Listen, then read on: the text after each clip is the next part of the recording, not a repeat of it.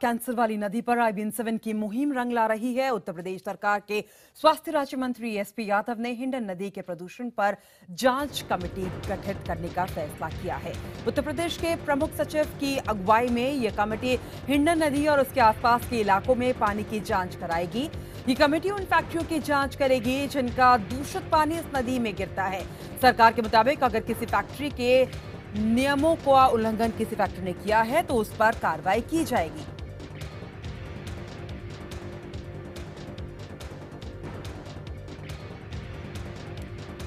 Cancer की बीमारियां के बारे में जिक्र किया गया है, तो उसके लिए प्रमुख सचिव स्वास्थ्य को भी निर्देशित किया गया है कि वे टीम बनाकर और वहां पर मेडिकल की एक टीम बनाकर वहां पर जो हिंडन नदी के किनारे जो बस्तियां हैं, जो सहारनपुर के खास करके जो शिकायत मिली है, वहाँ विशेष तौर पर देख लिया जाए कि वहाँ पर जो इनहेबिटेंट्स हैं, जो निवासी हैं, उनमें अगर बीमारियां फैल रही तो उसको रोकने का व्यवस्था किया जाए। और वहीं बीजेपी ने भी सरकार से मांग की है कि पानी से परेशान हजारों लोगों को राहत देने के लिए जल्द से जल्द कदम उठाए जाने चाहिए। तो IBN 7 को धन्यवाद कि हिंडन के जहरीले पानी पर एक विशेष उन्होंने अभियान चलाया और लगातार इन तथ्यों के प्रकाश में आने के बावजूद गांव में कैसे लोगों को साफ पीने का पानी मिले, इस तरह कोई योजना नहीं बन रही है।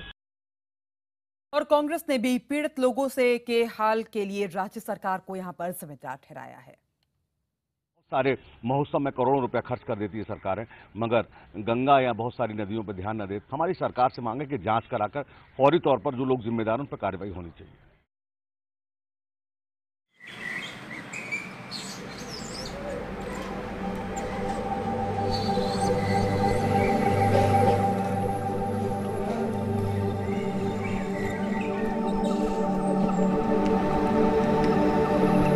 बागपत पश्चिमी उत्तर प्रदेश का बड़ा शहर। सरकार का दिया बहुत कुछ है यहाँ पर। घर है, सड़कें हैं, रोजगार के लिए फैक्ट्रियां हैं और एक नदी भी।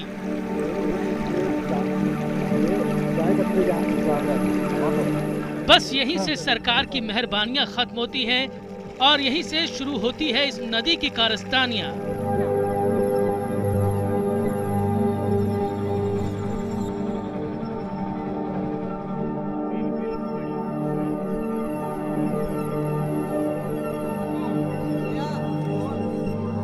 देखिए जरा, यहाँ की फैक्ट्रियों से 2 वक्त की रोटी के बदले क्या मिला है इन्हें। 8 बरस पहले ये भी अपने पैरों पर खड़े होते थे, लेकिन आज बिस्तर से उठना भी मुहाल है।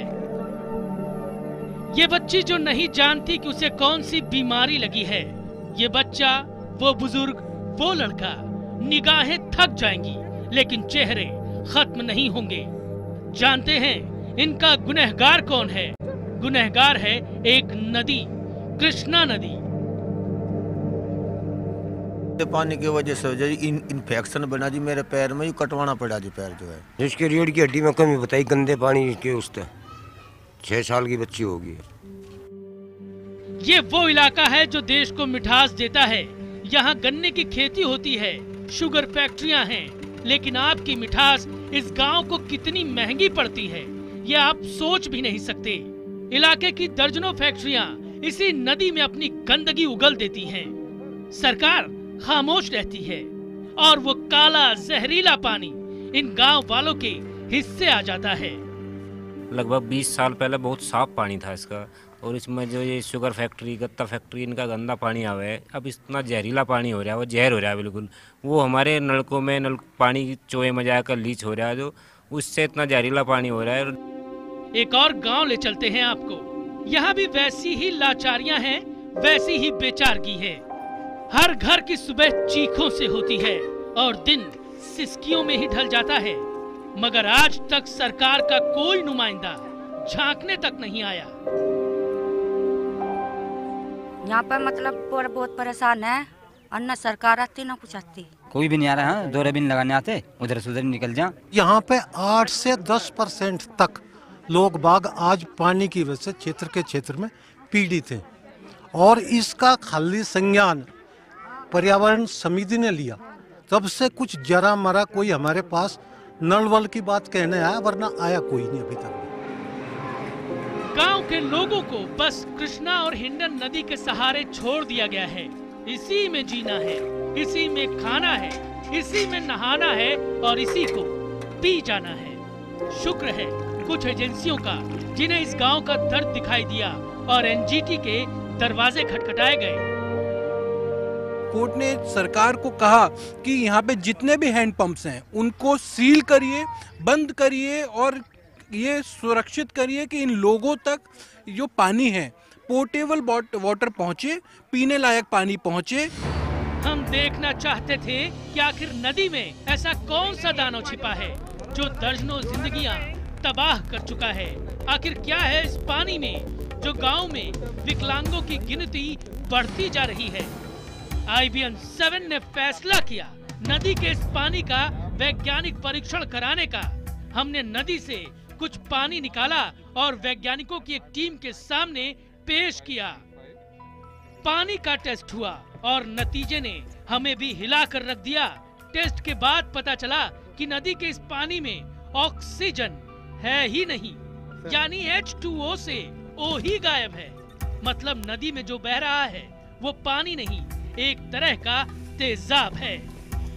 IBN 7 के कैमरे के सामने एक लाइव टेस्टिंग यहाँ पर करने जा रहे हैं और आपको ये दिखाने की कोशिश कर रहे हैं आखिरकार कितना ज्यादा यहाँ पर जहरीला यहाँ पर पानी है। अगर डिजोल्व ऑक्सीजन नील है, इसका मतलब एक भी जलीय जंतु एक्वेटिक एनिमल इसमें जिंदा नहीं रह सकता।